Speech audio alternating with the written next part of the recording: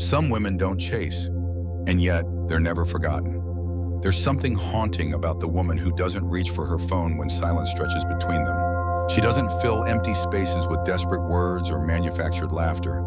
She exists in her own gravitational field, complete unto herself, and this completeness becomes the very thing that pulls others into orbit around her. But why?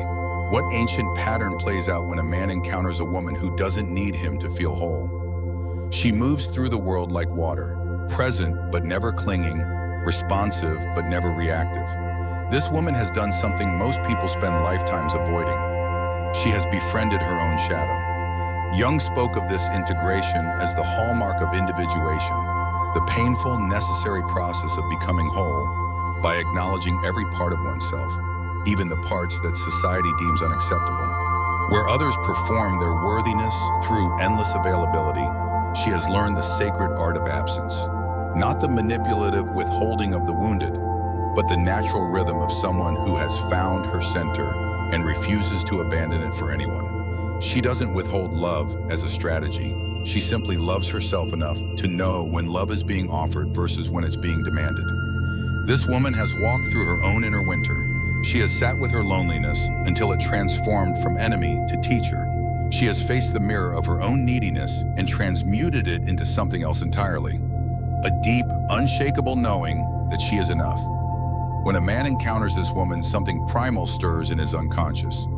Jung called this the anima, the feminine aspect of the male psyche that often remains undeveloped, projected onto women instead of integrated within himself. Most men have learned to feel valuable through being needed, through solving problems, through the endless dance of pursuit and conquest.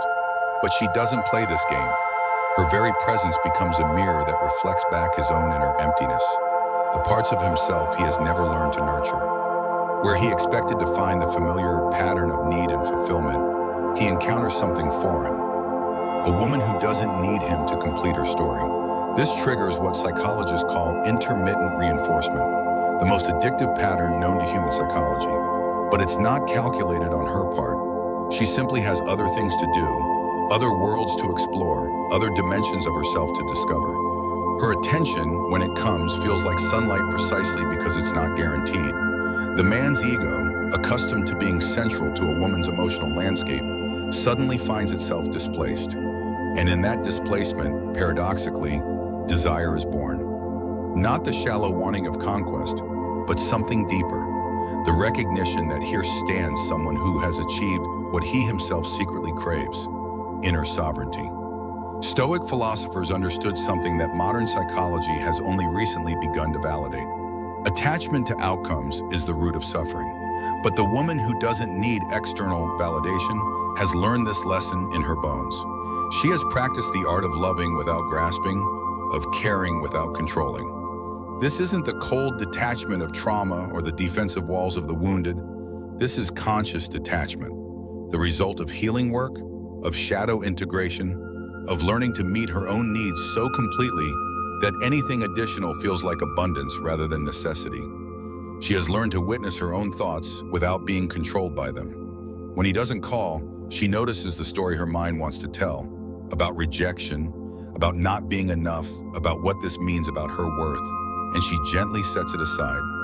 Not through denial, but through a deeper knowing that her value exists independent of his attention. This is the difference between reaction and response.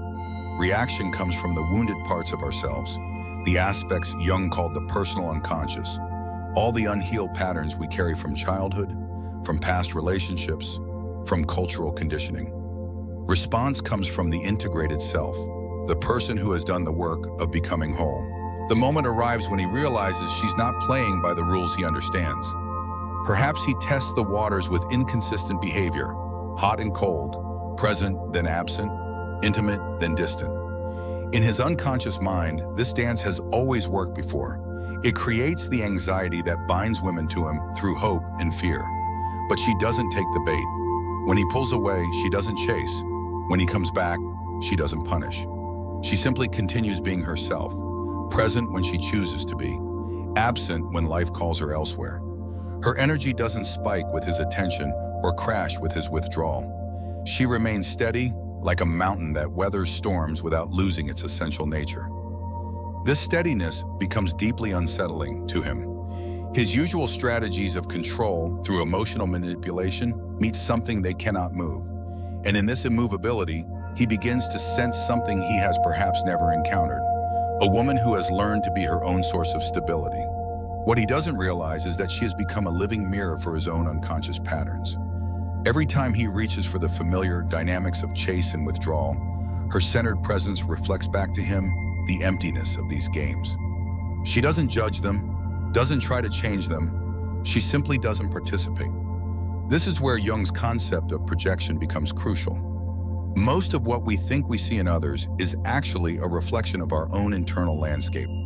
The man who is drawn to the woman who doesn't need him is often unconsciously seeking his own wholeness.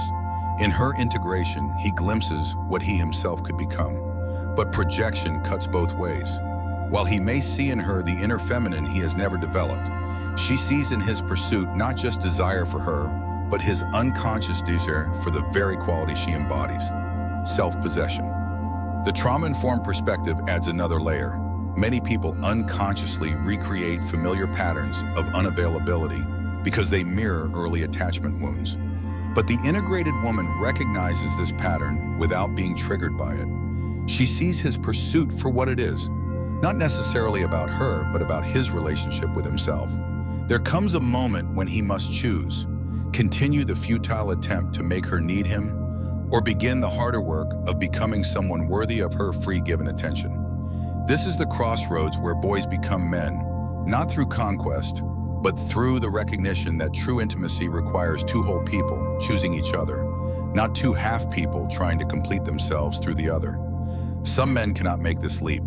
They retreat to more familiar territory, seeking women whose wounds match their strategies, whose neediness validates their sense of importance.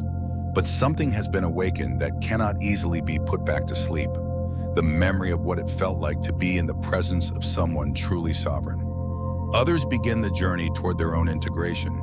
They start to ask different questions, not how to make her need them, but how to become someone worth choosing, not how to trigger her insecurities, but how to meet her strength with strength of their own. The woman who doesn't need external validation has learned something most people never discover: that love multiplies when it's freely given and freely received. She loves from abundance, not scarcity. She gives attention as a gift, not as payment for services rendered. This shifts everything. Where others use love as currency in complex transactions of validation and control, she offers it as pure expression. When she chooses to be present, it's because she genuinely wants to be, not because she's afraid of what will happen if she's not. This authenticity becomes magnetic, not because it's rare, though it is, but because it awakens something in others that has been long dormant. The possibility of loving and being loved without conditions, without strategies, without the endless exhaustion of earning what should be freely given. She has learned to trust herself so completely that she can afford to be vulnerable without being desperate, open without being defenseless, loving without losing herself in the process. In the end, the woman who doesn't need external validation offers something more precious than her availability. She offers proof that wholeness is possible. She walks through the world as living evidence that someone can heal their wounds, integrate their shadow, and emerge not hardened but strengthened, not closed but discerning. Her power lies not in what she withholds, but in what she has cultivated within herself. She has learned to be her own source of love, validation, and security, not because she doesn't want partnership, but because she refuses to betray herself to obtain it. She understands what Jung meant when he spoke of individuation, that we cannot truly give ourselves to another until we possess ourselves completely. Her detachment is not indifference, it's freedom. Her self-sufficiency is not isolation, it's invitation.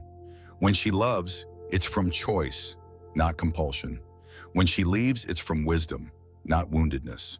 When she stays, it's because her heart truly wants to be there, not because her fear demands it. The woman who walks away in silence isn't weak, she simply sees more.